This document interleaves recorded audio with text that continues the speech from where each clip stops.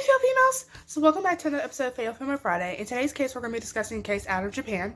As far as I know, I think this is actually the first case I've ever covered out of Japan. More than likely will be the last. You know, I can't say that for sure, but this definitely was an interesting one. And sadly, there's not a lot of information. Pretty much most of the sources I did find regarding this case, it pretty much said the same thing over and over again. And so that's why if you look down the link below, the description box below, there's only like 5 sources to the story, I think, instead of the normal like 10, 15. And so, yeah, let's just go and get started. But if I lay down and I play dead and I stay dead, maybe you'll get sick of being the monster out of my head, under my bed. Think you're something out of my nightmares. See me right there.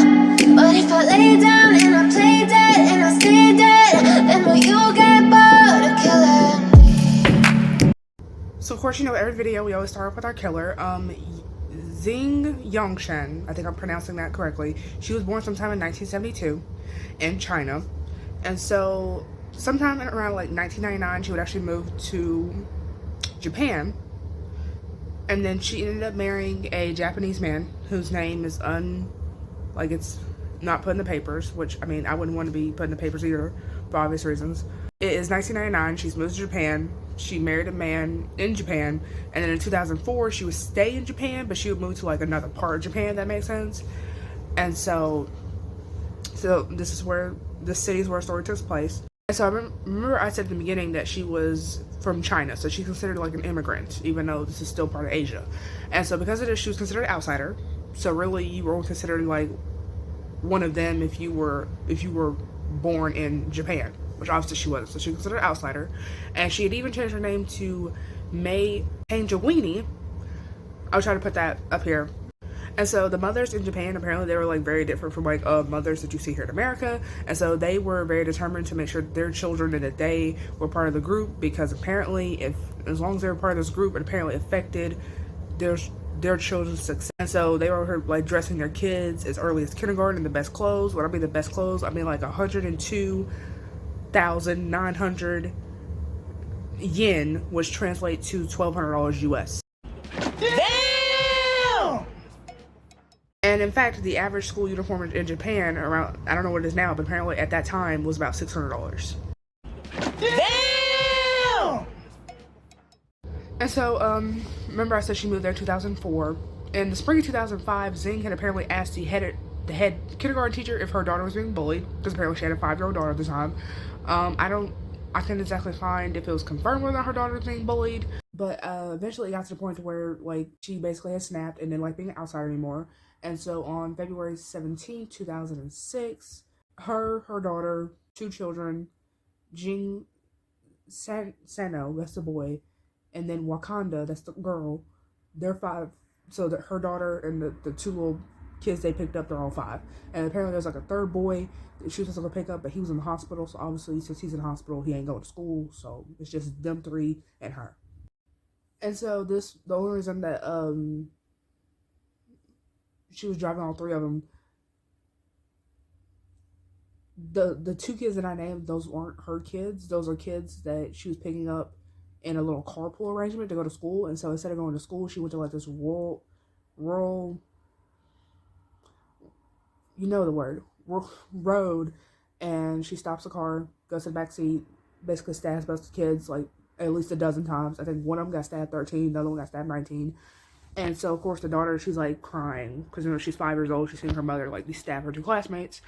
And so the 2 children were actually stabbed with a fish cutting blade.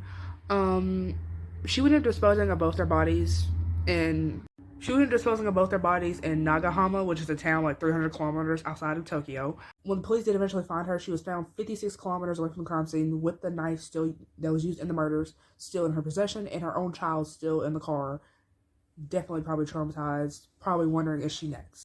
And so Wakanda would be found on the rural road, but Jin's body, the boy, would be found in the irrigation system.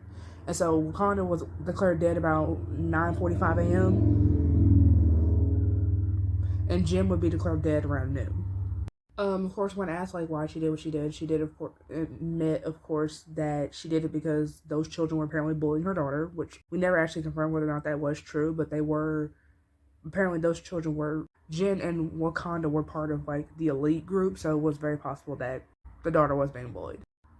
When the trial started October 2nd, she pleaded not guilty, like most people do. But sometime during September, she said that she was sorry about what happened, and apparently she had regrets. And so apparently she had even claimed that she had stabbed sand dolls and not humans, and the judge would end up dismissing her bullying claim, like, altogether. Because this was the gruesome death of 2 young children, prosecutors were obviously trying to get her with the death penalty, as they would in most cases. However, apparently in October 2007, she was found to have schizophrenia, and so because of the schizophrenia, they basically gave her the less severe sentence, so she still gets life in prison instead of getting executed. Prosecutors would argue that she in fact knew what she was doing, because why would she take them on a rural road? That the knife that she used was a sharp knife, and then they wanted her to get tested again to make sure she actually had schizophrenia and wasn't faking it, but that was denied. Her, I guess you could call the defense team, her defense would say that, like, can you give her a lighter sentence, because they felt that was too harsh. And so, of course, that was declined too. I guess they tried to, like, appeal it, as you would call it. And so, from what I see, it apparently didn't work. And so she, assuming she is still alive, she apparently is still currently living out her life sentence. So yeah, that was the case of Zheng Yougshan. Sorry there wasn't a lot of information. Of course, you know, sources down below as always. And pretty much all the sites that I found regarding this case pretty much said the same thing over and over again, as you could expect. The ones that I have listed pretty much are things that I've learned from each case, and so I try to cover more diverse cases, but it's kind of hard when there's not as much information as you can find, especially coming from other countries or not knowing that country's language. So then it's, you know, it's a lot. And so I will see you fellas in the next one. Bye. It's twisted, you've been gifted with the evil voodoo. Got me coming back for more, even when I've been screwed. Dolls full of pins, pierce my heart straight through. I got issues in my head, I like you in my bed, but you keep me on red. Oh.